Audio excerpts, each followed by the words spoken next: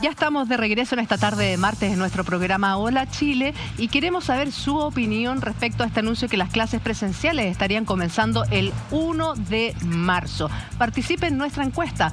Fijan para el lunes 1 de marzo el retorno presencial a clases. ¿Estás de acuerdo? Sí, es un 12,3%, mientras que no es un 87,7%. Ya van más de 1000 votos. Está con nosotros Carlos Díaz Marchán, presidente del Colegio de Profesoras y Profesores de Chile. ¿Cómo está, don Carlos? Muy bien, Julita, un gusto de saludarla. Queremos hablar absolutamente de todo con usted, pero queremos comenzar con el alcalde Tamayo. Alcalde, ¿qué le pareció este anuncio que hizo el ministro de Educación? Yo creo que una vez más el ministro está equivocado. Yo creo que hoy día más que forzar reiteradamente la presencialidad, ha estado todo el año pasado hablando de que vuelvan a clase, es como garantizamos los aprendizajes de los niños, que tengan las mínimas competencias suficientes. En esta época era donde más inversión pública en educación había que hacer, garantizando de que cada comunidad educativa tuviese los computadores, las tabletas, internet para poder conectarse, apoyar a los profesores en superar brechas digitales que existen en nuestro país, para que de esa manera establecer todos los apoyos que garantizaran, sobre todo los niños más pequeños, tener mínimas habilidades aprendidas. Los sectores pobres son los que han sufrido más esta ausencia, esta falta de definición, porque la brecha educacional ha crecido. Hoy día son los sectores más humildes en los cuales tanto cuesta que la educación sea una realidad práctica, los cuales se ven más afectados. Entonces a mí me alarma que la única solución que el ministro encuentra es que se vuelvan a clase. Durante el año 2021, este año, no se va a controlar la pandemia. Mientras no tengamos niveles de inmunización sobre el 70%, donde todos y todas hayan podido vacunarse, la gran mayoría, va a ser imposible que los niños vayan a clase con la normalidad que existía antes de la pandemia. Entonces yo creo que, insisto, el ministro nuevamente persiste en el error. Esta contumacia yo creo que no es positiva. Yo creo que hay que hacer un cambio de giro, hacer una inyección suficiente de recursos que garanticen que los niños y niñas reciban aprendizajes mínimos necesarios que hoy día hacen falta, sobre todo en los sectores más humildes. ¿Ha conversado con otros alcaldes para conocer la postura de ellos? Porque yo recuerdo que en marzo, cuando se desata la pandemia, fueron precisamente ustedes, los alcaldes, los que pidieron la suspensión de clases, y al gobierno le costó tomar esa decisión finalmente. Hoy día, ¿ustedes están organizados frente a un tema como enfrentar un posible regreso a clases presenciales a partir del 1 de marzo? Mira, no solamente estamos coordinados, sino que insistimos en lamentar este tipo de decisiones, porque hoy día la tasa de incidencia, los casos activos, cada 100.000 habitantes en el país completo ha ido creciendo. Tenemos un nivel de ocupación superior al 90% de camas críticas. Estamos en situación terrible en cuanto a lo sanitario, pero con un agravante: la sensación de riesgo ha disminuido.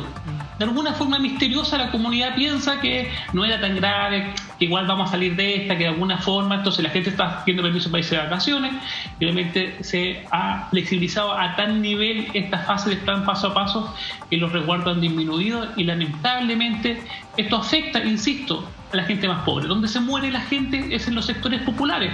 San Ramón, La Pintana y Cerro Navia son las comunas con mayor mortalidad por COVID de todo el país. Entonces, el mensaje tiene que ser coherente. El uso de mascarilla, de distanciamiento físico de todas las autoridades, sectores públicos, de las comunidades, tiene que estar de verdad siendo fortalecida. Hoy día el mensaje de riesgo tiene que ser mayor. Esto no se ha superado, esto sigue siendo grave. Veíamos la nota como la subsecretaria Catherine Martorell, con un desazón, con una rabia increíble, manifestaba: mira, los responsables de esto ya saben dónde encontrarlos. Hoy día efectivamente hay un grupo responsable por esta sensación, sobre todo los niveles más juveniles, de inmunidad, que están distribuyendo los contagios. Y lo que se ha visto en la experiencia comparada, en el caso al menos de Uruguay e Israel, en los cuales abrieron a presencialidad en el ámbito educacional, es que al corto tiempo, pero a las semanas, tuvieron que volver a cerrarlas porque los contagios se propagaron mucho, porque efectivamente niños y niñas, adolescentes que no se habían visto hace mucho tiempo, lo que llegaron fue a tocarse, a estar en contacto, que es lo natural que pasa en nuestros niños. Una situación bastante complicada, Carlos. Tú, como presidente del Colegio de Profesoras y Profesoras de nuestro país, ¿cómo se tomaron el anuncio? ¿Se los comunicó ante el ministro a ustedes o se enteraron a partir del anuncio mismo? No, nos enteramos por la prensa, en realidad, hay que decirlo hoy día claramente. Se enteran por la prensa de todo. Se enteramos por la prensa hoy día, sí. Ya. Y bueno, lo primero que tendríamos que decir es que indudablemente estamos ante una tremenda irresponsabilidad del ministro. Nosotros creemos que es una tremenda irresponsabilidad, en primer lugar porque estamos a más de un mes y medio de que llegue el 1 de marzo y él ya está anticipando que vamos a volver a clases presenciales, cuando su propio colega ministro de Salud nos está diciendo todo lo contrario.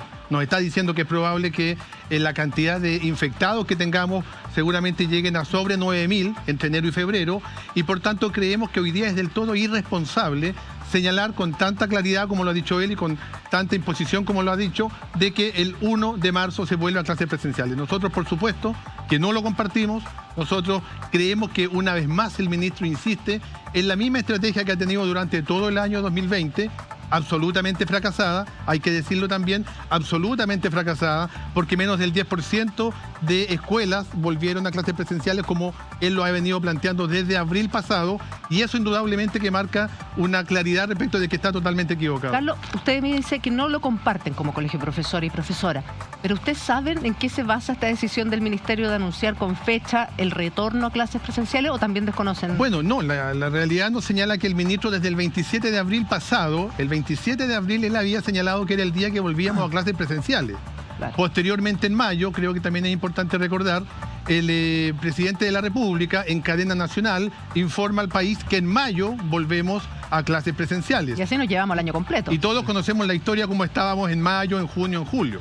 Hoy día lo que hay aquí es solamente una intención por parte de la autoridad de dar respuesta al tema de la economía y tratar de que los padres puedan salir a trabajar y que los niños vayan de alguna forma donde según ellos tienen que ir, que son las escuelas.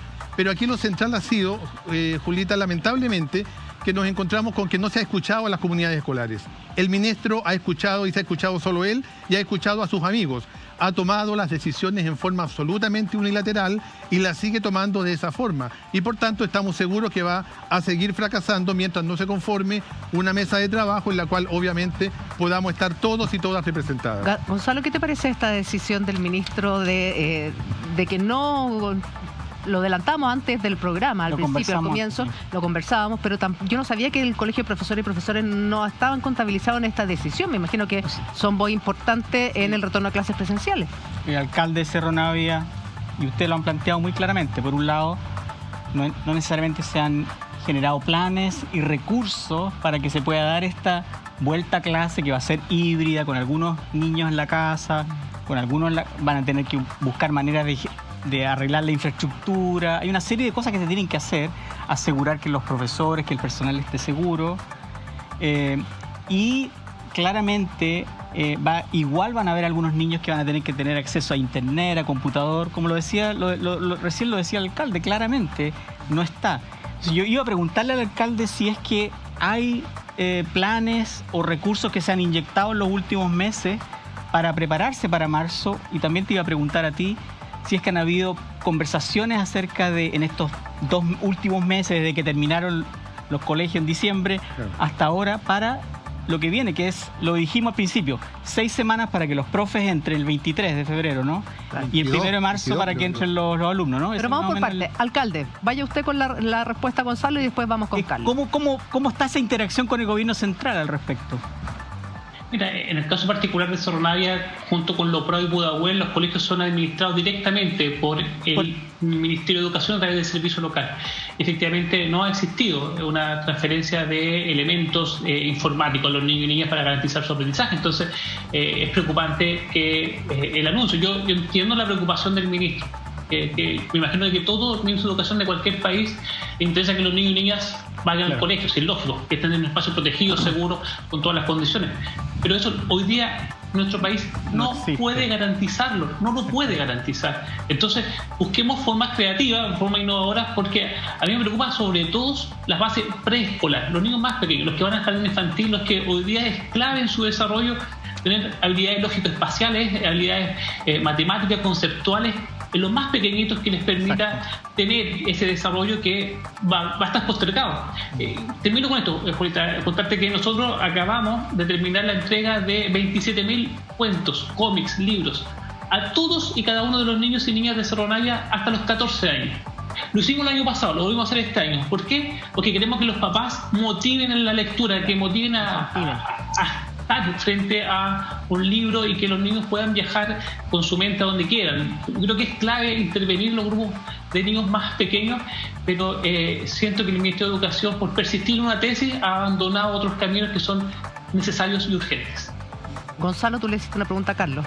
Sí, la pregunta era qué conversaciones han tenido para coordinar de modo que los profesores se sientan seguros, estén capacitados, porque van a tener que combinar el cara a cara en algunas clases, en la transición, con algunos niños que se van a quedar en la casa, porque el mismo ministro de Salud dijo, no es obligatorio. Pero ¿cómo se hace eso? ¿Cómo se implementa? ¿Qué es lo que han estado? Sí, exactamente. En esa línea, la verdad que el ministro ha venido desarrollando todo su procedimiento en forma absolutamente unilateral. Aquí no han habido conversaciones, aquí no ha habido diálogo. Desde mayo pasado, que nosotros como colegio de profesoras y profesores estamos solicitando una mesa de trabajo donde estemos todos representados. El ministro ha generado algunas mesas que están prácticamente sus amigos y lo que piensan muy parecido a él, pero no genera una mesa en donde estén representadas las comunidades educativas. Eso es lo que a nosotros nos preocupa, que estén los padres, que estén los estudiantes, que estén los asistentes de la educación, que estemos los profesores y busquemos entre todos caminos. Exacto. Aquí también es importante aclarar que las profesoras y profesores no es que queramos eternamente estar en esta modalidad. Por nosotros fuera, volviéramos a clases presenciales a la brevedad. La cantidad de trabajo que han desarrollado el año 2020 las profesoras y profesores ha sido el doble, el triple de lo que habitualmente se hace. Exacto. El tema central es que nosotros defendemos un principio que para nosotros es clave. La vida y la salud de las comunidades escolares es lo primero. Ese es el tema de fondo. Cuando estén garantizadas las condiciones para que efectivamente este principio se cumpla, no hay ningún problema y busquemos caminos, busquemos diálogo, busquemos elementos para poder avanzar hacia allá. Pero el ministro, lamentablemente, su preocupación central y única ha sido cómo convencer a las comunidades para que vuelvan, hablando con alcaldes, hablando con escuelas particulares, para tratar de hacer aparecer de que en Chile está una situación de normalidad que no existe. Carlos, ese es el tema de fondo. ¿Qué debería haber o qué es necesario tener para un regreso presencial a clases según el Colegio de Profesoras y Profesoras? Me gustaría que me contestaras, pero después del informe, porque en este informe le vamos a mostrar las declaraciones del ministro Figueroa que anuncia el regreso de clases presenciales y también qué opina la gente, porque ya en el comercio, créanlo o no, están los uniformes, las parcas escolares, absolutamente todo. Vamos al informe de John Mardones y después seguimos conversando. Y la pregunta que hace John Mardones al cerrar su informe, nosotros la hicimos hoy día en Twitter y queremos que usted participe. Los resultados son bien decidores. ¿Está de acuerdo, ya que fijan para el lunes 1 de marzo el retorno presencial a clase? ¿Usted está de acuerdo? El sí tiene un 11,6%, mientras que el 88,4% dice que no. Alcalde Tamayo, ¿qué le dice a usted la gente de su comuna? ¿Cuáles son las aprensiones de los padres, de las madres de Cerro Navia con respecto a este retorno a clase? Tienes que también trabajar, tienes que dejar a los niños con alguien que efectivamente los pueda resguardar. Es por eso que es muy difícil. Esta decisión no es antojadiza. Y cuando yo trato de interpretar lo que plantea el ministro, es porque efectivamente tiene distintas repercusiones, pero no podemos, de verdad, como Estado, tanto los organismos públicos y privados que proveen educación, garantizar la seguridad de los niños. Entonces, sería lamentable ver que niños se contagien e incluso puedan verse afectados. Es ínfima la cantidad de niños que llegan, por ejemplo, a cuidado intensivo a causa de COVID. Pero cuando es tu hijo, cuando es tu hija, ese ínfimo número, creen que la estadística importa poco. Cuando es la gente, quien más tú amas en la vida, que llega a tener esas complicaciones.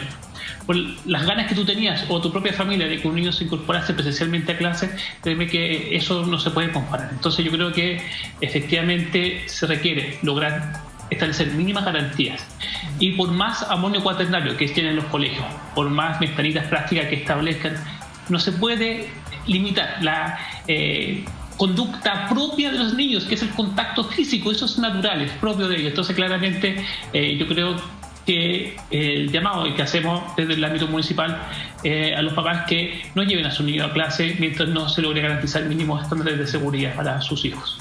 Alcalde, sabemos que tiene una reunión ahora. Le queremos agradecer por su tiempo y por su buena disposición con nuestro programa. Que tenga una excelente semana. Solo me despido, Juita, pidiéndole, como les contaba, esta estrategia de libros que yo la amo. Yo creo que es fantástico que los niños puedan tener a su alcance libros preciosos de lectura. Si hay alguna mamá, papá de Cerro Navia, que su hijo está hasta los 14 años, ¿ya? No le haya llegado el libro, por favor, llámenos al 1460. Solo los papás y mamás de Cerro Navia, por favor, que a veces nos llaman de otra región incluso, y ahí se nos colapsa la red y no podemos dar abasto. Perfecto. Pero en Cerro Navia, si hay algún papá o mamá que no le haya llegado el libro por alguna razón, que nos llame al 1460 y coordinamos la entrega. Tremenda iniciativa, alcalde Tamayo. Muchísimas gracias. Nos vemos, gracias. Nos vemos. Gonzalo, el alcalde hablaba de condiciones necesarias para un retorno a clases presencial. ¿Cuáles serían esas condiciones necesarias? Bueno, una de las cosas fundamentales, porque en esto no hay blanco y negro, y creo que no es acerca de volver o no volver. Se trata de que la comunidad escolar pueda lograr ciertos consensos respecto a cómo volver y qué es seguro. Nuevamente, necesitamos una comunicación mucho más clara. Y yo quiero enfatizar un par de cosas en relación a esto. Hay varios aspectos, hay demasiados aspectos en una comunidad escolar, porque no es solamente los niños en la sala de clase. Y una de ellas es que sabemos que el vector fundamental de contagio es la ventilación, es decir, el que el virus quede suspendido en el aire. Y por lo tanto, hay que realmente monitorear, y eso es una actividad de toda la comunidad, cómo está el aire que están respirando los niños en estas salas de clase. Porque ahí puede haber un contagio, no solo de los niños, sino que de los adultos. Entonces, ese elemento es fundamental, y por eso preguntaba si es que habían recursos e información, educación al respecto. Por ejemplo, lo que debieran hacer las escuelas es tener un medidor de la calidad del aire que existen, para medir la cantidad, cómo está, para saber si efectivamente el aire está siendo, si hay movimiento del aire, ¿no? Claro, pero también eso es aplicable a la zona centro hacia el norte, pero ¿qué pasa con el sur de nuestro país? Exactamente, por eso, y eso genera desafío para muchos lugares en que el frío empieza muy rápidamente, ya desde marzo en realidad, en algunas zonas mucho más al sur y en otras hacia adelante. Y por lo tanto, ese es un desafío fundamental. Y lo otro es, esto tiene que ser una conversación en la cual todos puedan participar. Y va a ser gradual. La vuelta no va a ser todo el mundo el 1 de marzo. Van a tener que haber ajustes. Quizás va a ir la mitad del colegio esa primera semana y a la siguiente semana va la otra mitad. O sea, hay que hacer planes. Pero ahí, ¿cómo lo hace? Porque, por ejemplo, perdón que vuelva a lo de Cachagua, sí, pero ahí eran en la mayoría menores de edad. Exacto. O sea, estaban los padres de por medio. No creo que ningún papá, o sea, todos fuimos niños, todos tuvimos nuestro momento loco, llamémoslo así, intentar persuadir quizás los permisos, pero ahí voy a lo mismo, porque por ejemplo hay varios temas, o sea, es súper válido algunas propuestas o medidas que dices tú, pero por ejemplo, ¿qué pasa con aquellas familias que salieron fuera de Chile? Se les va a hacer un PCR a aquellos niños, porque también uno tiene que cuidar también a los profesores, ya lo hablamos, está el tema de, por ejemplo, el transporte público, está el tema de que no sabemos dónde estuvieron esos niños durante enero y febrero, porque no creo que van a llegar con el PCR en la mano. Entonces, yo creo que hay varias cosas. A mí, insisto, me llama profundamente la atención esta obsesión que tiene el ministro. Yo no sé si le quedó gustando ser meme el 2020 y quiere ser nuevamente meme este 2021. No tengo idea, de verdad te lo digo muy en serio, porque es curioso. Entonces, claro, yo digo, y volvemos y somos súper redundantes, pero finalmente, ¿cuál es la planificación que tú tienes y cuál es la seguridad que le da a los profesores? Yo lo viví de cerca. Yo estoy en pareja con una profesora, o sea, yo volví a clase el año pasado, literalmente, me volví a aprender las vocales, todo, o sea, experto en los acentos, esdrújulas, todo, no sabía nada. Ahora entiendo por qué no tan mal en el colegio, pero volví a clase. Pasó lo mismo, yo con mi hija aprendí una cantidad de cosas que volví a clase, no me acordaba que sabía. Exacto, pero perdón, lo que dice Carlos no es menor. De verdad que el trabajo que hicieron los profesores, no solamente hablo en mi caso personal, fue tremendo, o sea, es para sacarse el sombrero. Entonces, yo siento que ahí es donde puede estar la molestia de los profesores. Absolutamente. En donde decir, ¿sabéis qué? Acá el ministro, perdón si entendí mal, pero usted me dijo, habla con los amigos. Me imagino que estos amigos quiere sacar un beneficio de algo. No sé, se lo voy a preguntar a usted, porque no sé si lo entendí mal o bien. Pero finalmente no se cuida a los profesores, no se está cuidando, no solamente, perdón, a los profesores, a toda la gente que trabaja en un establecimiento. Entonces, ahí es donde está la gravedad del asunto. Y ahí yo, Carlos, le pregunto, cuando usted habla de los amigos, que el ministro habla con los amigos, ¿a qué se refiere? Acá tiene que haber beneficios, acá tiene que ir a clases porque al ministerio le va a llegar un beneficio, no sé. ¿Qué es lo que está pasando? ¿A qué se refiere con él? Me refiero fundamentalmente a que los espacios que ha generado el ministro de diálogo sobre el tema del cómo volver ha llamado y ha convocado a una enorme mayoría de personas que piensan muy similar o parecido a él, en esta lógica de tratar de imponer el retorno a clases a como de lugar. Ya. Ese es el tema de fondo. Y frente a lo que se decía, Julita, yo creo que es súper importante respecto de las condiciones. porque en esto también se ha hecho una caricatura. Esto de hacer creer de que en realidad los profesores no queremos volver porque estamos cómodos, porque estamos tranquilos, porque estamos felices en nuestras casas. Es mucho más difícil hacer clases online que clases presenciales. Mucho más difícil, ha sido el doble, el triple de trabajo, no hay horarios, no hay sábados, no hay domingos, esa es la realidad. Y en ese sentido, hay varios elementos que están en las escuelas. Claro, de repente cuesta entender en realidad el comportamiento y esta lógica del ministro de continuar en la misma lógica de lo que hizo el año pasado y que fue un absoluto fracaso.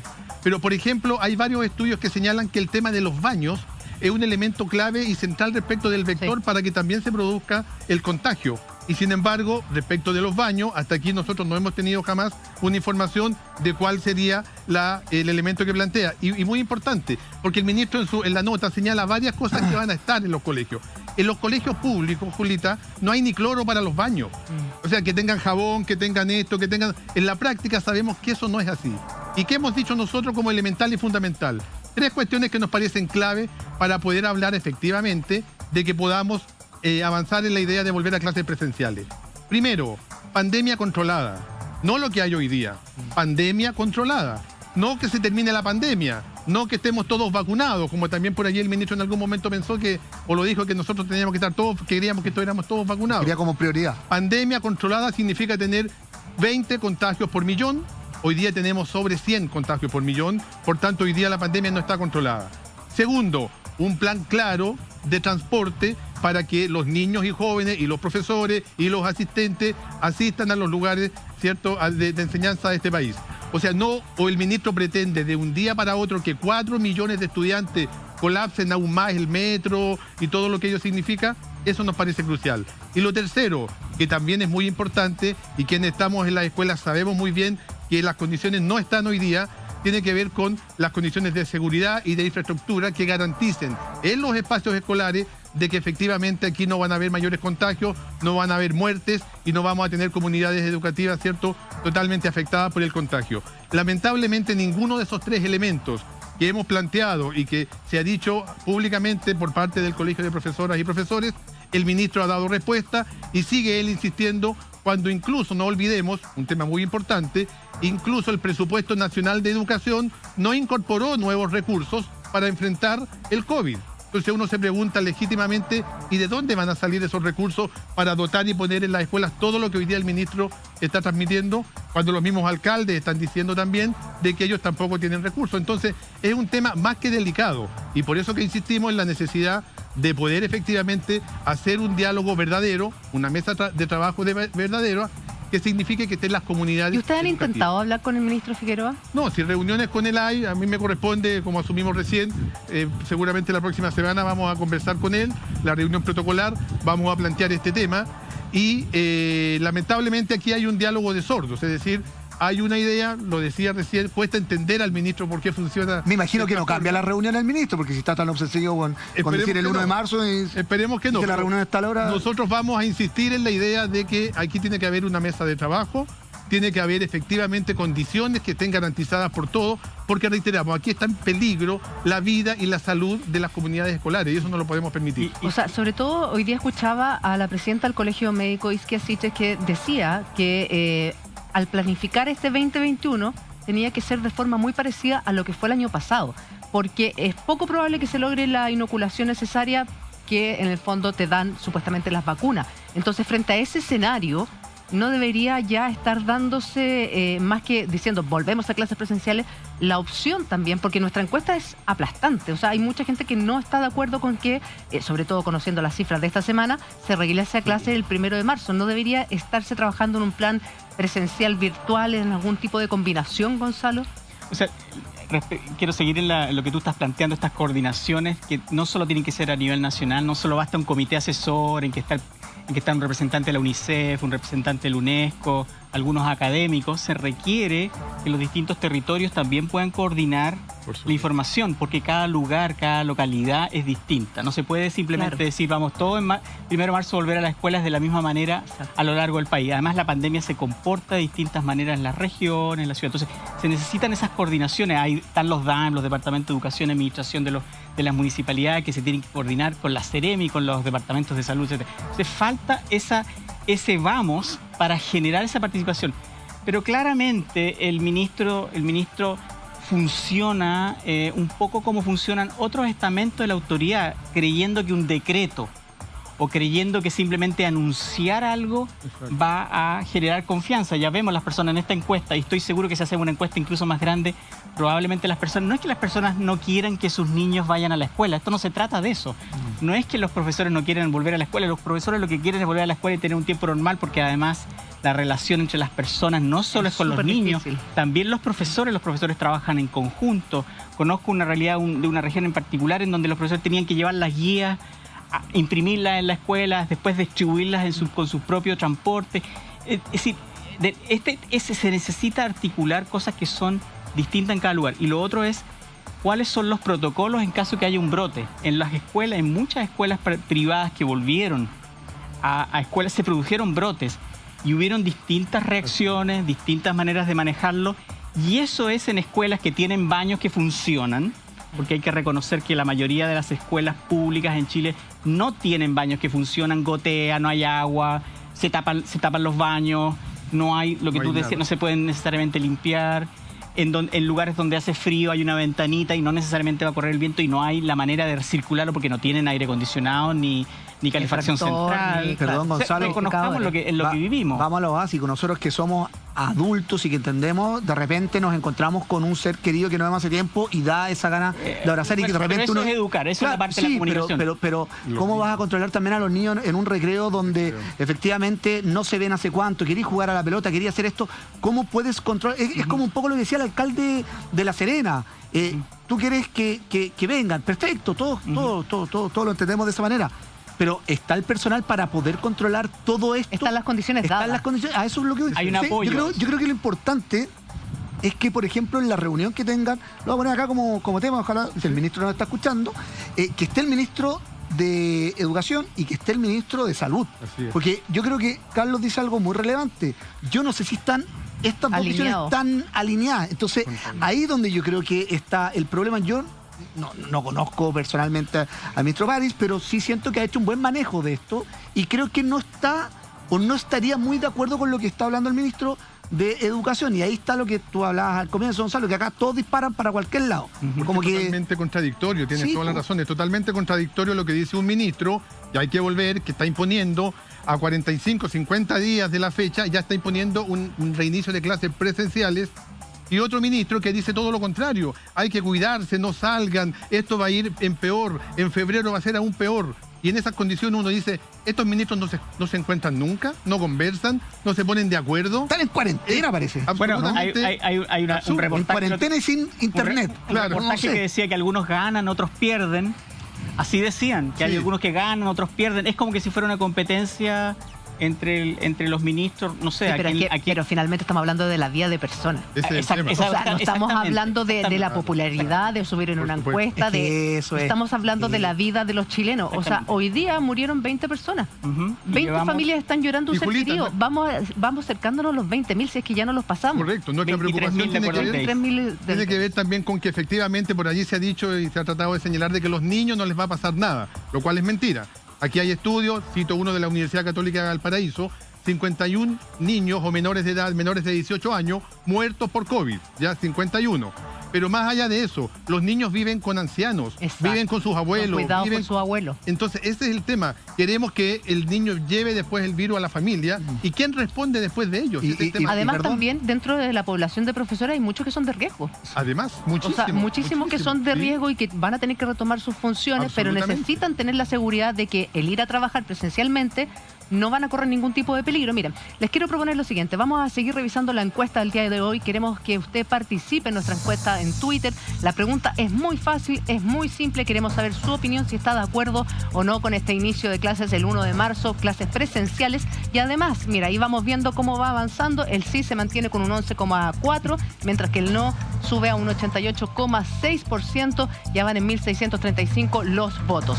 Vamos a revisar esto, vamos a seguir hablando con este panel y hay una información de último minuto, una información que viene de parte del Ministerio de Educación. Se la contamos a la vuelta al comercial.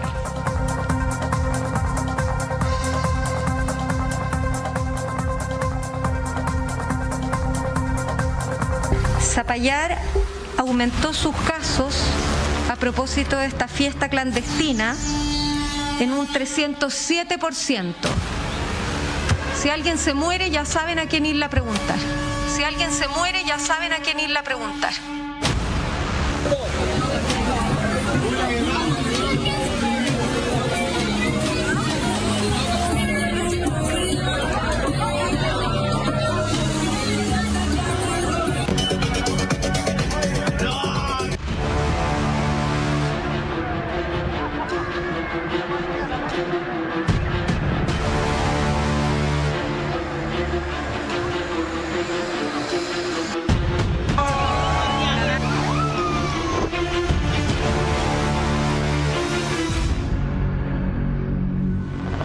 Hay gente que dice, yo me tengo que lavar las manos por 30 segundos y se lavan las manos así y todo el tiempo tienen las manos de la misma manera. Tiene toda una formalidad, una técnica de cómo hacer para lavarse las manos para que efectivamente toda la parte entre cada dedo y hasta las muñecas al menos quede absolutamente lavado.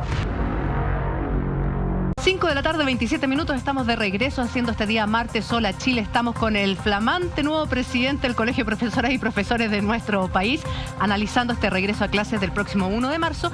Pero Gonzalo hace algún rato prendió las alarmas. Dijo, oye, me parece curioso este tuit que aparece de parte del Ministerio de Salud, que decía que los contactos estrechos no tenían que hacer cuarentena. Ahí lo estamos viendo. La subseque P. Dazan en 24 horas de TVN dice, los contactos estrechos pueden seguir trabajando. No se trata de personas enfermas y se realiza por acuerdo entre empleador y trabajador. Eso lo publicó el Twitter del Ministerio de Salud. Twitter, Gonzalo, te cuento que fue eliminado. ¿Fue eliminado el Twitter? Eliminado. Ese es el mensaje contradictorio, porque ahora que lo dijimos, que se había dicho algo que es errado. Bueno, de lo arrepentido el reino de los cielos, pero bueno, porque fue reemplazado. Digamos lo que es cierto, porque eso es importante. Hay que lo que es cierto y lo que reemplazaron en el Ministerio de Salud es lo siguiente, ponga atención. Dice así, los contactos estrechos deben mantener cuarentena. Podrían hacer teletrabajo si su labor no requiere estar presencialmente, en acuerdo con el empleador, Gonzalo. ¿Qué te parece? Yo creo que más allá, mira, puede que la subsecretaria se haya equivocado, ¿ya? Asumamos que se equivocó, que está bajo mucho estrés, etcétera, etcétera. Más allá de eso y más allá de sacar cuentas respecto a las cosas que a veces hace que son... Esto genera, lo que tú estabas planteando antes, mucha dificultad de comunicación. Mira, el otro día yo pensaba lo siguiente. Supongamos que hubiera un terremoto que afecta a varias ciudades turísticas típicas que vamos de paseo, ¿no? A Temuco, a Pucón, a Osorno, a la región de los lagos, Puerto Montt, y que además se produjera un tsunami en las regiones de la sexta y la quinta región, que es donde mucha gente de la zona metropolitana va a las playas. Supongamos que esas cosas sucedieran, hubieran fallecidos, se corta el agua, ¿estaríamos pensando en permisos de vacaciones para ir a visitar los lugares donde se está produciendo este desastre? No, estaríamos viendo cómo resolvemos el desastre. Y yo creo que ese encuadre, que esta es una estrategia, que esta es una emergencia de salud pública, no ha entrado, y no ha entrado desde las vocerías que hace el gobierno. Y en realidad, debo decirles que a pesar de que hayan personas que no estén de acuerdo con este gobierno, yo soy uno de los que no está de acuerdo con este gobierno, si el gobierno dice algo que tiene que ver con esta pandemia porque tienen toda la información, les tengo que creer. Tengo que seguir eso, nos tenemos que unir alrededor. Pero eso no sucede. Día a día se producen estas contradicciones como la de ahora, que me parece quizás fue una equivocación tonta, pero estas equivocaciones son continuas. Entonces, ¿qué termina pasando? Nadie le cree ninguna cosa a lo que dice el gobierno. Y todo se transforma en o eres pro colegio o en contra de los colegios. Eres anti-vacuna o pro vacuna. La verdad es que ninguna de esas polaridades nos sirven. Esto es mucho más complejo y por eso estamos frente a un desastre. Y aquí falta una comunicación 10 meses después muchísimo más clara. Oye, que yo creo que es agotador. También es agotador, pero también es importante la responsabilidad que tenemos todos los medios de comunicación de entregar la información y de insistir en lo básico. El autocuidado, ¿con qué?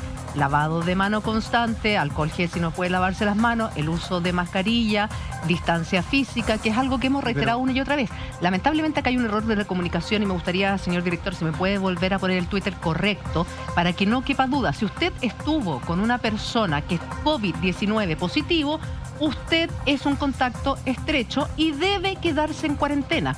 Pueden hacer teletrabajo si su empleador así lo requiere y si usted puede hacerlo, su trabajo se lo permite, de acuerdo con el trabajador, sea el PCR le haya salido negativo o no. Se lo digo por experiencia propia. A mí el PCR me salió negativo, fui contacto de mi madre, contacto estrecho, y aún así mi doctora me recomendó quedarme todos los días porque ese día que me hice el PCR mi carga viral era baja. Eso no quiere decir que los días posteriores no haya subido esa carga viral y me hubiera salido un nuevo PCR positivo. Ya, pero ahí lo importante, qué bueno que aclaraste lo del tuit, Julia. Está, entre comillas, el primer tuit que leyó Gonzalo, para que después no digan, no, es que la prensa, porque siempre, al final el periodista siempre es el responsable. No, yo no dije eso. Ya, ahí estaba con comillas y todo. Lo escribió el MinSal, el organismo oficial. Exacto. De hecho, me dicen que está llegando no el examen de PCR al MinSal, sino que la PLR están viendo si va a salir negativo o positivo. Están en eso. No se sabe, no, pero hablando súper en serio, es un error muy, muy grave. Es muy grave porque la gente se queda con aquella información. Entonces, ahí ya volvemos. Aclaremos otra información acerca de los PCR, porque estaba recién conversando con una persona que es especialista en PCR. Los PCR negativos es alrededor del 30%. O sea, tú te haces un PCR, te aparece negativo, pero hay un 30% de posibilidad de que sea falso. Exacto. Eso. Y por lo tanto, ojo, el PCR no es la solución para todo. Si la solución para esto, y lo dice mi colega Muriel Ramírez, que ha aparecido a cada rato en el pequeño corto ahí, la vacuna es uno. Es la prevención que podemos hacer entre todos. La vacuna todavía somos nosotros, no la que esperamos nos inmunice en algún momento en el futuro. Entonces, insistir en eso es... Pero si las autoridades no entienden eso, ¿cómo lo va a entender la gente? Yo pregunto. Bueno, por eso estamos acá. Acá, por ejemplo, Carlos habla directo con el ministro, o sea, de Educación. Él lo ha dicho, hemos tenido constantes reuniones, etcétera, pero no están los especialistas. Entonces, a eso es lo que... Porque hablamos, por ejemplo, del colegio. Va a sonar como tragicómico, y de verdad que no es un chiste ni nada, pero que el ministro de Educación va a decir más agüitas de manzanilla para la enfermería. O sea, ¿ustedes se acuerdan cuando uno llegaba con el dedo quebrado, el profesor te llevaba para la enfermería y te dan una agüita de manzanilla para sanarte? ¿Quién va a ser el responsable si es que ese es el tema. Tiene un contagio COVID severo, serio? ¿Va a ser responsable el profesor que no tomó en cuenta al niño? ¿Va a ser responsable el colegio? ¿Va a ser responsable el ministerio? ¿Va a ser responsable el papá? ¿Quién se va a hacer responsable de aquello? Ojalá no ocurra. Yo estoy diciendo que uno quiere que ocurra esa tragedia, pero... Claro, es que ahí volvemos a caer en un hecho que es bastante curioso, que era lo que señalaba Gonzalo, porque nosotros miramos el PCR como si fuera la verdad. Exacto. Porque es el único examen que tenemos para detectar este virus. Es un indicador, es un buen indicador. Pero no es, como tú dices, depende mucho en el momento que te lo tomas. O sea, no es que no tengas el virus tampoco. O sea, hay un porcentaje de PCR que aparecen negativos que son falsos negativos. Y eso es una realidad. Entonces, ¿cómo lo vamos a hacer con el regreso a clases? ¿Se le va a exigir a los profesores PCR negativos, a los alumnos? Ahora, es lo único que tenemos hasta el minuto. Exactamente. Hay un tema así que se ha dado durante todo el año 2020 y que tiene que ver con la poca credibilidad, o nula ya a esta altura, de las autoridades. Y esa es una realidad. Es decir, todas las encuestas que se hicieron durante el año 2020 están en la misma línea de la que están haciendo ustedes ahora acá. Es decir, en todas partes sobre el 90%, cualquier encuesta hecha por nosotros, hecha por el gobierno, por el ministro, todas daban el mismo índice. Sobre el 90% decía, no vamos a volver mientras no estén las condiciones. Porque hay temas que tienen que ver incluso con el sentido común. Es decir, cuando el apoderado no envía al niño a la escuela, hay un tema de sentido común que le está diciendo aquí algo está ocurriendo. O sea, yo te lo conté en comerciales. En mi caso, mi hija volvió a clases, pero mi hija no fue a clases. Yo no mandé a mi hija es cardiópata, y en este regreso a clases tampoco la voy a mandar. Y les contaba que a mí ya me llegó la lista escolar de los útiles y que salía, por ejemplo, 2 acuarelas de tantos colores, entre paréntesis, si hay un regreso presencial, cierra paréntesis. El libro tanto, entre paréntesis, si hay regreso presencial, si no, no. Entonces al final uno tampoco puede comprar la lista de útiles porque no sabe si va a ser presencial o no. Pero tú como mamá, obviamente, es mucho más cómodo que vuelvan, ¿no es cierto?, a clase, que estén presencial. Obviamente cuando ya estén todos los resguardos. En mi caso particular, porque mi hija es cardiópata. mascota. Entonces yo no voy a exponer ni a mi hija ni a mi hijo pequeño, que también Exacto. volvieron a clase y tampoco fue porque podía traer el virus y contagiar a mi hija. Entonces mi caso es más extremo. Pero no es tan que el resto. particular. O sea, en todas nuestras familias, en Tenemos todas alguien nuestras de riesgo. escuelas, hay un niño hay una persona de riesgo, hay un abuelito, hay un vecino. O sea, las comunidades escolares funcionan no tan desde la lógica individual, personal, yo como estoy solito, sino que sé que también Es una en comunidad. el entorno de la comunidad, de la vecindad, como se decía, ¿cierto? Hay indudablemente personas de riesgo que pueden ser afectadas. Y por eso que yo decía que el tema del sentido común es impresionante cómo no opera en estas autoridades que parece que están muy bien en el 7º, 8º piso y no logran ver lo que ocurre más allá de sus Es narices. que ¿sabes lo que me pasa, porque en la Carlos? Que de práctica esta es el salimos problema. juntos. O sea, de esta lamentablemente, te guste o no te guste, salimos juntos. O sea, Así es. esa es la realidad. Entonces, hoy día más que nunca me da la impresión que tenemos que escuchar a todos los actores que tienen voz y voto frente a un regreso a clases el 1 de marzo, frente a lo que pasó ahora con el Twitter del MinSal. Me parece que hoy día más que nunca tenemos que estar todos unidos, porque si no, si cada uno o nos quedamos con el no le podemos creer a las autoridades o nos quedamos con esto con lo otro, no vamos a avanzar. Y el panorama que se nos viene, según la presidenta del Colegio Médico, dice que si las medidas que toma el gobierno no surten efecto de aquí a los próximos 14 días, estaríamos hablando de 6.000 contagios nuevos diarios. Pero, a ver, está bien, de esta salimos todos juntos, es cierto. Pero hay dos cosas que hay que tener en cuenta. Uno, que la gente más vulnerable es la que termina pagando el pato mucho más. Y segundo, que a pesar que salimos todos juntos, la comunicación coherente respecto a este desastre y a esta emergencia de salud pública tiene que venir de las autoridades. Nos guste o no nos guste, aun cuando esas autoridades tengan una credibilidad súper baja, son los que mueven los recursos, son los que aparecen en los medios. O sea, si sale un ministro ahora, cortaríamos esta comunicación, porque esa es la comunicación oficial. Y eso falta en eso mucha imaginación, mucha generosidad, mucho reconocimiento de errores y una narrativa distinta. Correcto. Yo creo que la Julia lo dijo más claro. Dejemos de hacer campañas políticas y Lo dijo el concreto, director de la OMS claro, ayer. seamos Menos más politiquería, más exacto. salud, más salud. Y Seamos más además falta concretos. mucha responsabilidad. Yo insisto, a mí me parece absolutamente irresponsable de una autoridad como un ministro de Educación, viendo el panorama que hoy día tenemos como país, que a 45 días, 48 días de cuando se va a producir supuestamente este regreso, ya esté dando por sentado y por hecho una situación. Cuando la verdad que hoy día lo más normal es la incertidumbre, porque no sabemos qué nos trae el día de mañana. Y ese es el tema de fondo. ¿Y quién se hace responsable frente a las situaciones que puedan vivir las comunidades escolares el día de mañana? A mí me parece que lo que dice Gonzalo y esa analogía que hace del terremoto con tsunami es muy cierto. Nos cuesta entender que lo que estamos viviendo es una tragedia de las mismas proporciones y que ha costado más vida que un terremoto, que un tsunami. Estamos hablando de cerca de 23.000 chilenos. Entonces estamos hablando de un tema que es real. Si estuviéramos frente a un terremoto, como dices tú, no estaríamos pensando en un regreso a clase el 1 de marzo, no estaríamos pensando en el Ni comprar permiso de útiles vacaciones, escolares. ni comprar útiles escolares. Frívolo, eso es de una frivolidad impresionante. ¿Cómo es posible que estemos hablando de los uniformes escolares cuando se están muriendo personas todos los días en Chile? O sea, el volver a clases el 1 de marzo presencial, como pretende el ministro, es incorporar 4 millones de personas, 4 millones de estudiantes a la lógica que hoy día tenemos. Al transporte. Y eso nos parece gravísimo. A todo lo que tiene que... El caos que se va a generar con el transporte. Hoy día vemos un metro absolutamente lleno de gente, que no hay ni siquiera 30 centímetros en muchas ocasiones.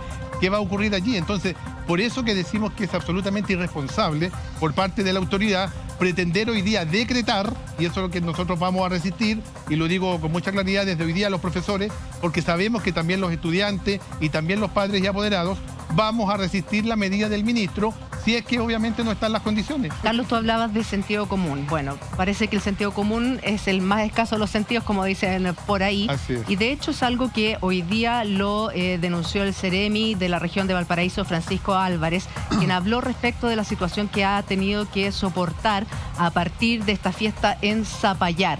Está al borde de una tragedia. Ceremi denuncia que asistente a fiestas de Cachagua tiene COVID y está inubicable. El Ceremi Francisco Álvarez dice que tuvieron que hacer una denuncia a la Fiscalía porque por muchos jóvenes hubo una escasa información sobre los contactos estrechos. Aseguró que esto causa impotencia, que no entiendan que si no entregan la información incluso pueden perder la vida ellos o sus seres queridos. También dijo lo siguiente, denunciamos a los organizadores que nosotros ya los tenemos sumariados. Por otra parte, también denunciamos a 2 jóvenes que incumplieron su cuarentena. Fuimos a la residencia de Zapallar y no los encontramos. Nos coordinamos con la región metropolitana. Ellos también fueron a su residencia y de estos 2 jóvenes se encontró a uno. Hay otro que no se sabe si está en Santiago o está acá. Y claramente esta persona arriesga sanciones, no solo desde el punto de vista sanitario, sino que también del Código Penal. El joven que está inubicable, el Ceremi precisó que se trata de un caso positivo de COVID-19 y agregó que está al borde de ser una tragedia. Escuchemos las declaraciones del Ceremi. La situación epidemiológica actual en la comuna de Zapallar tras las fiestas clandestinas desarrolladas, tenemos a 41 personas contagiadas y 82 contactos estrechos. Es por eso que como autoridad sanitaria hemos tomado una serie de acciones y ya hemos cursado 4 sumarios sanitarios, 2 a los organizadores de estas fiestas clandestinas, que les vamos a aplicar la máxima sanción, que es de 1000 UTM, que equivale a un poco más de 50 millones de pesos. Además, otros 2 sumarios sanitarios a 2 jóvenes que se detectó que estaban incumpliendo su cuarentena en los lugares de residencia, a quienes les vamos a aplicar la máxima sanción, que es de 500 UTM, es decir, de 25 millones de pesos. Además, en el día de ayer hemos presentado una denuncia ante la Fiscalía de la Ligua, en la cual, tras la investigación epidemiológica, hemos encontrado una serie de contradicciones tras la entrevista de las personas afectadas y que atentan contra la salud pública. Por lo tanto, estamos ante un supuesto delito que la Fiscalía tiene que investigar si existió o no. Quiero hacer un llamado a los papás y a las mamás que se fijen en el actuar de sus hijos. Y también quiero hacer un llamado a los jóvenes, que la piensen 2 veces antes de salir a carretear, porque pueden terminar conectados a un ventilador mecánico. Uno inubicable, el otro de Zapallar se vino a Santiago sabiendo que era COVID-19 positivo. Estamos hablando de una situación bien compleja, Gonzalo, porque muchos, incluso que estuvieron en la fiesta, tampoco están entregando toda la información. ¿Cuál podría ser el impacto real de esta situación? Bueno, yo creo que el impacto real es como obvio, ¿no? O sea, la trazabilidad no va a funcionar. Y yo creo que esto genera en la ciudadanía esta sensación de que hay ciertas personas que son impunes. Es casi como que no necesita muchos comentarios. Nuevamente hay un grupo de individuos, hay una clase social, que es impune a lo que nos rige a todos. Y eso nuevamente genera esta sensación rara de estar viviendo en 2 países. Y eso es muy complejo porque tú mismo lo dijiste, salir de todos estos juntos. Pero ¿quiénes son los juntos cuando hay algunos que en realidad se sienten parte de otro mundo, yo lo llamo Narnia? Es el país de Narnia, que viven completamente fuera. De hecho, la imagen que a mí más me llama la atención de esa fiesta no es tanto el tumulto, sino que están bien arriba y se ve la playa abajo. Es esta isla que no ayuda, o sea, que debiera además tener responsabilidades mucho mayores. Esa imagen de ese estudio. Claro, la imagen por ahí se ve un lugar precioso, muy lindo, ahí entre Cachagua y Zapallar, creo. Pero ese tipo ese genera mucho resentimiento, que, entre paréntesis, genera mucha división y que las personas no crean. Y eso es lamentable, es penoso, y yo creo que no basta que el ministro diga que él quiere plegarias para los padres de estos adolescentes. Bueno, algunos no son tan adolescentes en realidad, algunos son adultos, y requiere insisto, yo creo que volviendo a esto, requiere una comunicación acerca de que estamos viviendo una emergencia de salud pública. Hemos mucho hablado del Cachaga Gate, pero que es un ejemplo más de esta ignominia. O sea, el presidente estuvo ahí muy cerquita de esa fiesta sin mascarilla. ¿Para qué decir más? Claro. Entonces yo creo que falta una suerte de realmente comunicar que esto es serio, que esto no es una cuestión que además se va a resolver en 2 meses o 3 meses. 2021, y lo han dicho en otros países, y eso es lo que no necesariamente lo están haciendo bien, porque en Estados Unidos se ha dicho muy claramente el 2021 va a ser peor que el 2020. ¿Sabéis qué? Y eso es importante comunicarlo. Y para terminar, yo creo que en vez de generar expectativas, es decir, mira, vamos a estar en este problema por 6 meses, bueno, y si las cosas van mejor, pucha, felices, claro, felices, lo hacemos antes, y relajamos antes. Entonces, falta esa sensación de emergencia que es muy frustrante y hace aparecer a gente como yo, como otros salubristas, como que estuviéramos exagerando. Y es penoso porque esto realmente requiere que todos nos juntemos en esto. Al final es un chiste. Finalmente lo que dice Gonzalo esto es burlarse de la gente que efectivamente tiene la conciencia y que quiere salir rápido de esta pandemia. Claro. Acá se están burlando y de verdad que a mí ni siquiera me sorprende. Esto parecía casi como en el lejano oeste, casi que va a salir ahora la ministra estamos ubicando a con su cartel y el nombre, ¿cachai? A ese nivel vamos a llegar, lo cual me parece ilógico, me parece raro. No creo que sea tan complejo ubicar a aquella persona que no estaba en su casa cumpliendo la cuarentena. Tampoco era una fiesta donde había 1000 personas. Yo creo que estaba identificado, lo fueron a chequear que estuviera cumpliendo la cuarentena. Que no lo ubiquen, no estaba, y en Santiago tampoco. Que no lo ubiquen me parece... Se conocen todos. Por eso, que no está complejo. Finalmente, esto es lo mismo, perdón que me vaya un poco del tema, esto es lo mismo que Ponce Lerú. Para algunos sí, para otros no. Y acá es así. ¿Por qué, por ejemplo, porque Gonzalo lo graficaba con respecto a las clases sociales?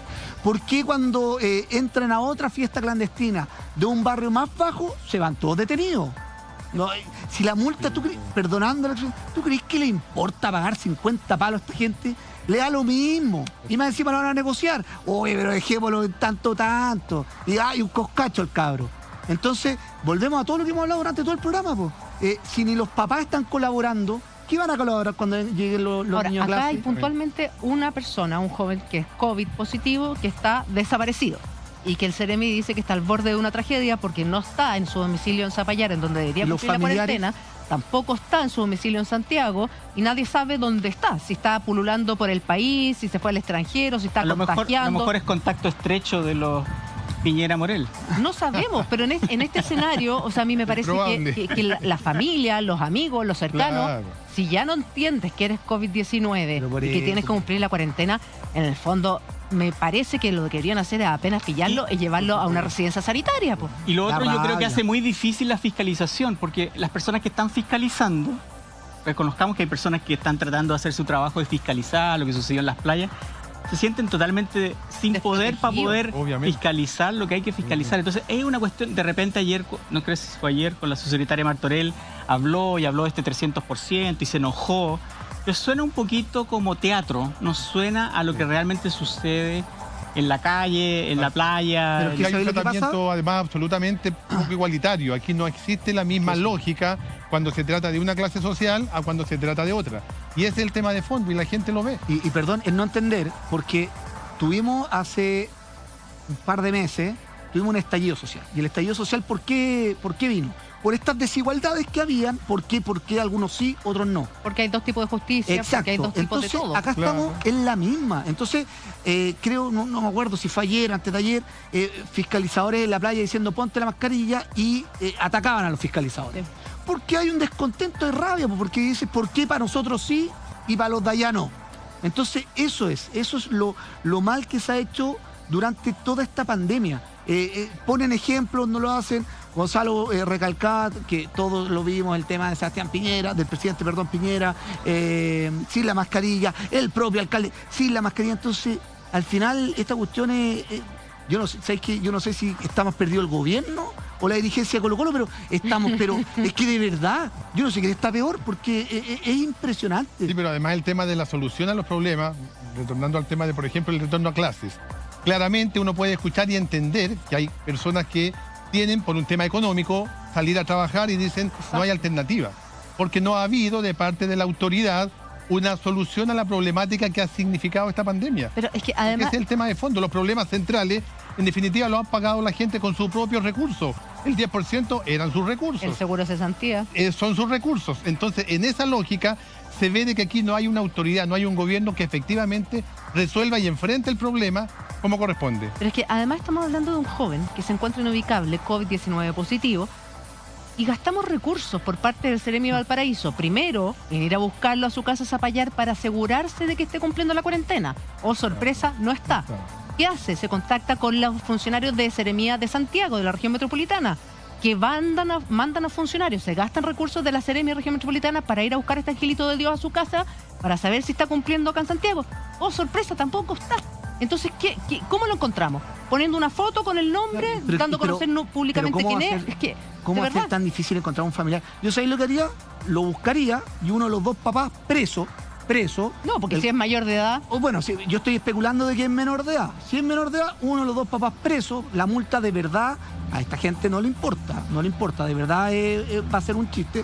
Preso y el cabro, como decís tú, en una residencia sanitaria y después hará, no sé, algún trabajo voluntario, no tengo idea. Siempre me acuerdo el caso de una mujer que estaba en situación de calle en Concepción y que se arrancaba, era COVID-19 positivo y se arrancaba y se iba a un mercado de Concepción, una feria muy importante. A ella la detuvieron, carabineros, la pescaron, se la llevaron de inmediato a una residencia sanitaria todas las veces que fue de verdad que ella salió. ¿Por qué este caso es distinto? El problema es que este joven no está un minuto ahora detenido y encerrado en una residencia sanitaria. Porque yo creo que el tema central que aquí son los procedimientos. Los procedimientos que se tienen para un sector de la sociedad o de la población son muy distintos a los procedimientos que se Carlos, tienen. Pero estamos hablando para que estos procedimientos, finalmente hoy día tenemos 41 contagiados y 82 contactos estrechos. O sea, esto en un par de días más puede ser un verdadero brote a partir de una fiesta de inconscientes en Cachagua. Pero también de procedimientos que no se desarrollan de la misma forma. Porque si se dan cuenta que hay una fiesta que no corresponde que se lleve a cabo, y yo llevo al personal y hago todo lo que corresponde para detenerlos a todos, habría evitado esto. Lo más probable es que llegaron unos pocos, tal vez llegaron, avisaron, tal vez dieron tiempo. ¿Y por qué se pudieron escapar? Cuando eso ocurre en una población del barrio sur de Santiago, como muy bien lo decías, se los llevan a todos. Ahí sí pueden hacer todo el procedimiento para que nadie, hasta el gato se lo llevan preso. Allá no, allá dejaron que algunos se vayan, otros quedaron acá y hoy día estamos sufriendo todas y todos. Ese es el problema. Y es algo que decía Roberto, finalmente eso provoca que otras personas digan, oye, pero si no te lo llevaste preso, ¿por qué me vas a llevar a mí? Y le contesten de esa manera a la autoridad y se vaya perdiendo el respeto, como el procedimiento que se llevó a cabo el fin de semana en Puerto Montt, en donde una mujer quería evadir el control y protagonizó una escena impactante. Trató de atropellar a 3 carabineros hacia adelante, después marcha atrás, posteriormente terminó mordiendo a un carabinero en la mano. Ponga atención a lo siguiente.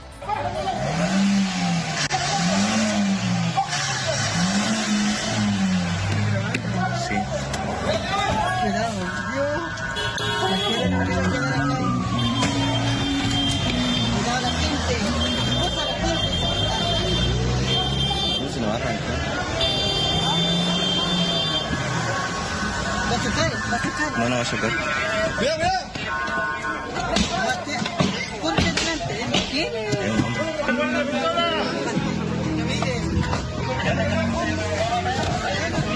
No, si lo están reduciendo.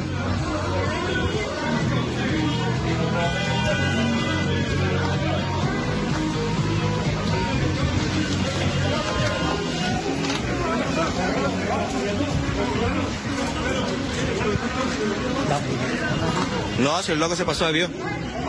Se pasó de Dios el chofer, si yo lo vi.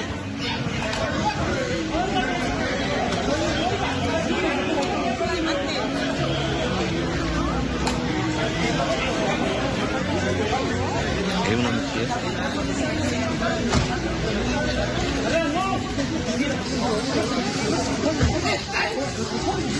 ¡No me hizo nada! ¡Para recortando la ficha! ¡No me hizo nada! Sí. Si no hizo nada, ¿para qué arranca, señora? ¡Abuso de poder!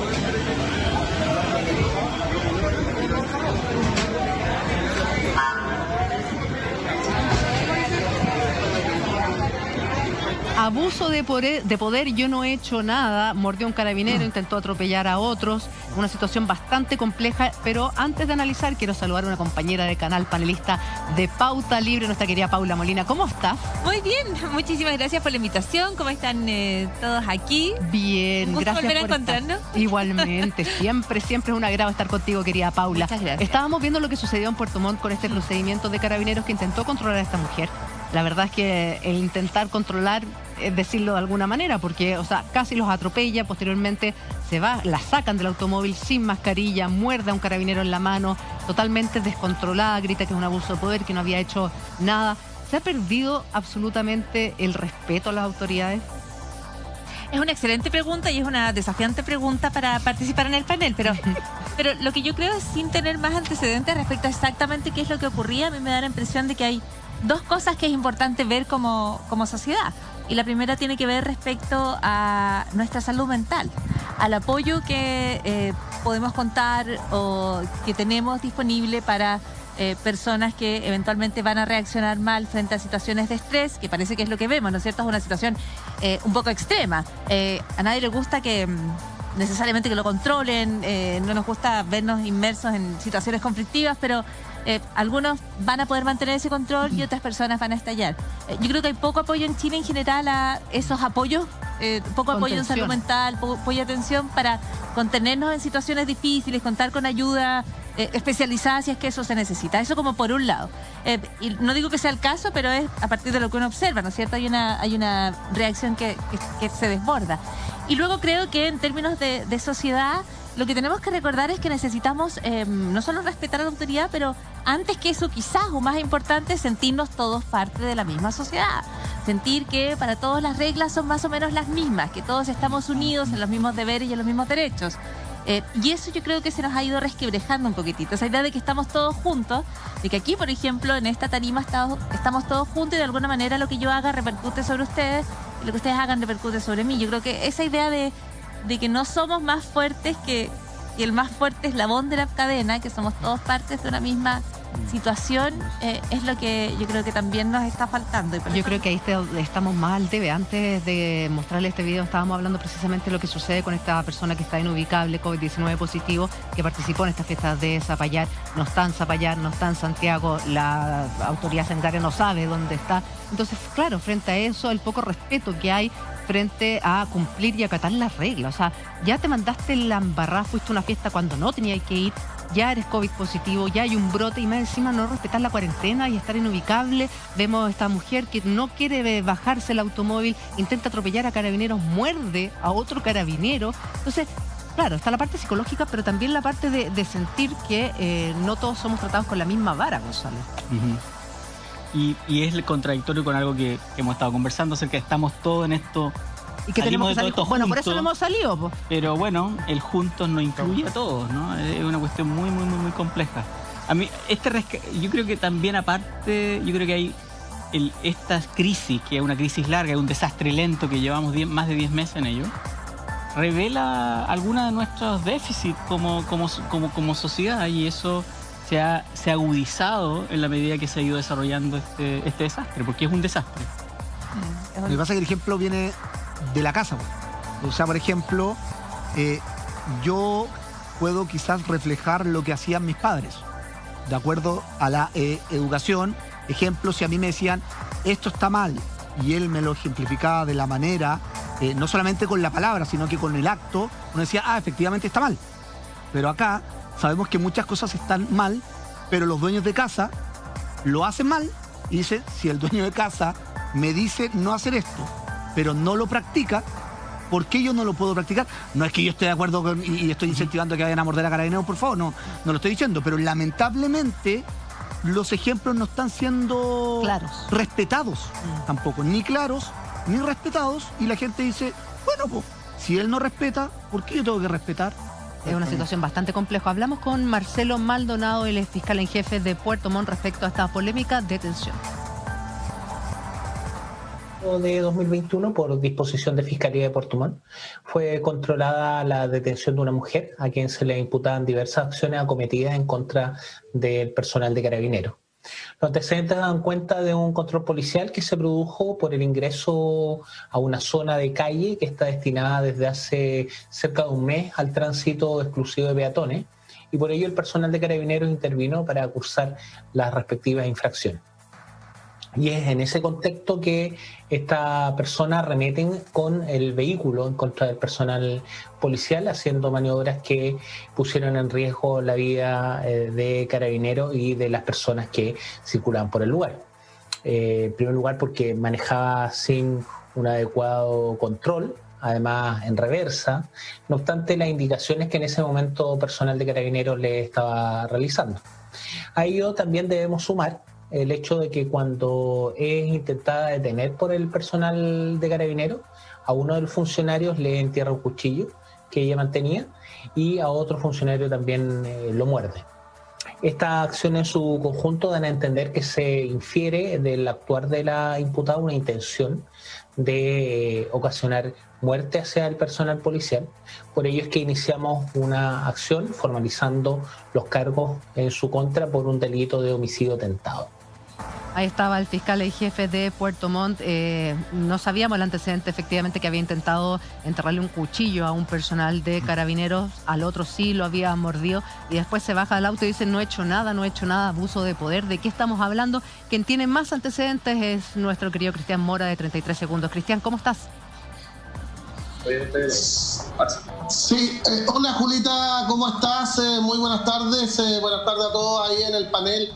Efectivamente, lo que ustedes estaban conversando ocurrió en la ciudad de Puerto Montt, ocurrió en la calle Concepción, paralela a calle Antonio Varas, que se está llevando una remodelación completa de esta arteria principal, y entonces ese espacio ha quedado solamente para tránsito vehicular, no pudiéndose estacionar. Pero acá, obviamente, la falta fue de esta conductora que se estacionó en un lugar no habilitado, que es un lugar para personas discapacitadas. Es ahí como llegó Carabineros, se acercó, le solicitó que saliera de ese estacionamiento y también que mostrara sus documentos de conductor, a lo que ella se negó, mordiendo la mano de uno de los policías, también atrapando las extremidades de los dedos de otro, y posteriormente a eso tratando de atropellar a un efectivo policial, y también sacando un arma cortopunzante, un arma blanca, del vehículo para proceder a digamos, cortes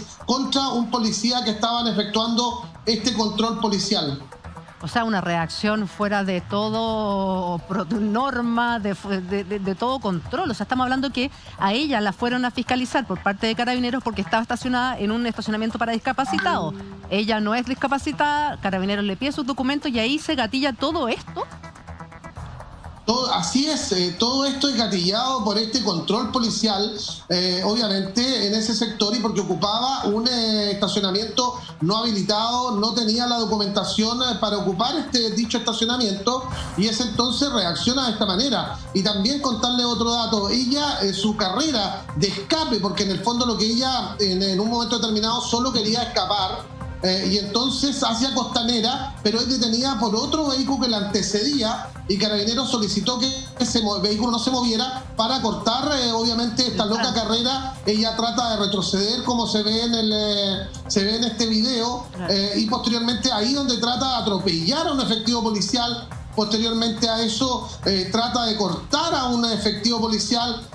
Todo esto, digamos, a vista y paciencia de todos los transeúntes que estaban a esa hora, pudo haber tenido, por cierto, más consecuencias graves, y también pudo haber realizado uso de su arma de servicio personal policial. De hecho, en el video que ustedes tienen se puede ver cómo desenfunda su arma de servicio un carabinero, pero finalmente no hace uso de ella.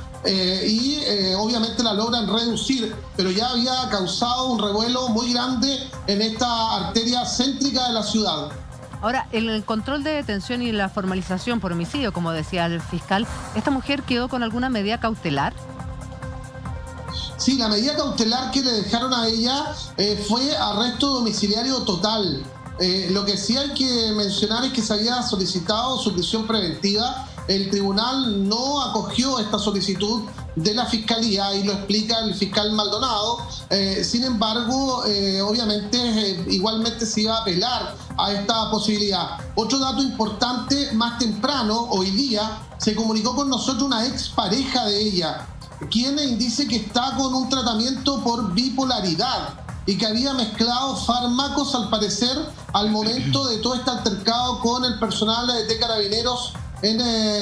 Cuando usted, lo que se puede ver en el video, justifica un poco esta reacción. Lo que no se justifica, obviamente, ante la sociedad o ante los puertomontinos, todo el rato, digamos, esta actitud temeraria, esta actitud agresiva contra el personal policial, que solamente se acercó para solicitarle que se moviera de ese estacionamiento y que presentara las credenciales o obviamente su documentación necesaria para hacerle el control como conductor. Era lo que decías tú, Paula, que probablemente le faltaba la contención, que había un tema de psiquiátrico detrás, y según la información que maneja Cristian Mora era así.